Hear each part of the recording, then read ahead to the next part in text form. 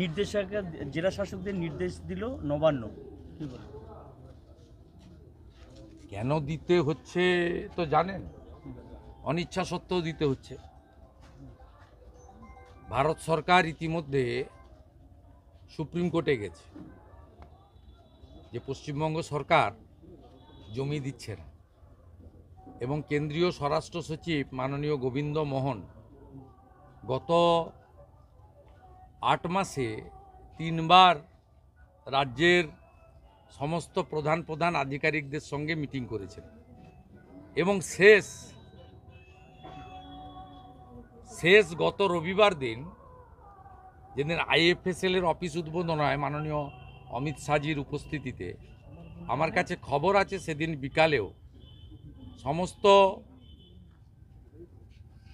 প্রথম সারির আধিকারিক IAS IPSদের নিয়ে মিটিং করে স্পষ্ট বার্তা ভারত সরকার দিয়েছে, জমি দিন, নইলে এবারে ডাইরেক্ট আমরা জমি নেব। তাই একটা প্রবাদ বাক্য গ্রামে আছে, ঠেলায় না পড়লে বিড়াল গাছে ওঠে না। কঠিন এবং কঠোর বার্তাতে বাধ্য হয়েছে, কিন্তু আমরা এটাকে ওয়েলকাম করছি। 540 কিলোমিটার জায়গা খোলা আছে, হু হু করে আমাদের ভারতীয় মুসলিমদের নিয়ে কোনো বক্তব্য নেই। রোহিঙ্গা মুসলমানরা আমাদের জমি, আমাদের রেশন সব দখল করছে।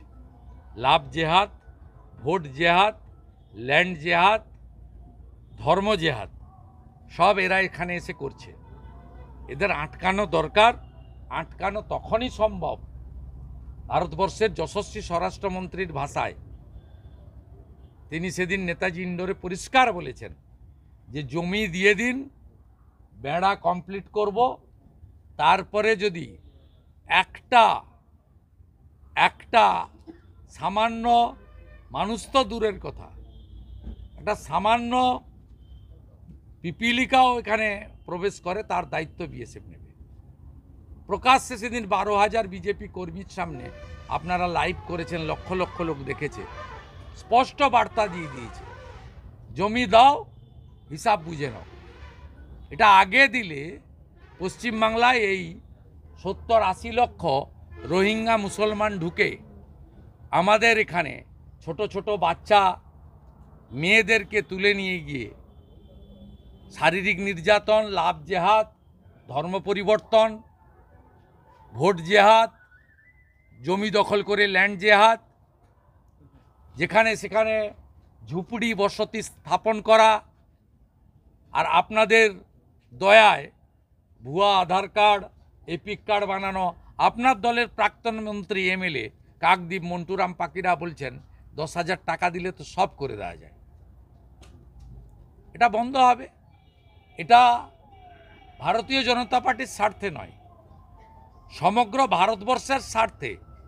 এই কাজটা যদি মমতা বন্দ্যোপাধ্যায় 2011-তে ক্ষমতায় এসে করতেন, আজকে পশ্চিমবঙ্গের এই অবস্থা আমাদের দেখতে হতো না। আরজি করের পরে NRS-এ চলছে গোপনে ওই চলছে ওই কী বলে শিক্ষা, সে কী বলবেন এটা নিয়ে? কি শিক্ষা? আরজি করে কোচিং চলছে। আরজি করের মতো NRS-এ গোপনে চলছে। স্বাস্থ্য দপ্তর না থাকার জন্য হচ্ছে। পশ্চিমবঙ্গ থেকে প্রত্যেক মাসে 10 লক্ষ করে পেশেন্ট নয় ভেলোরে যায়, নয় উড়িষ্যায় যায়, নয় এমসে যায়, নয় টাটা ক্যান্সার হসপিটালে যায়, নয় বাঙ্গালোরে মণিপালে যায়, নয় শঙ্কর নেত্রালয়ে যায়, নয় আপনার চণ্ডীগড় PGI বা হায়দ্রাবাদে PGIয়ের কাছে যায়। সবগুলো তো ভূতখানা। আপনি এখনই যদি তমলুক হসপিটালে যান, বিড়াল পাবেন, ইঁদুর পাবেন, কুকুর পাবেন, ডাক্তার পাবেন না, ওষুধ পাবেন না।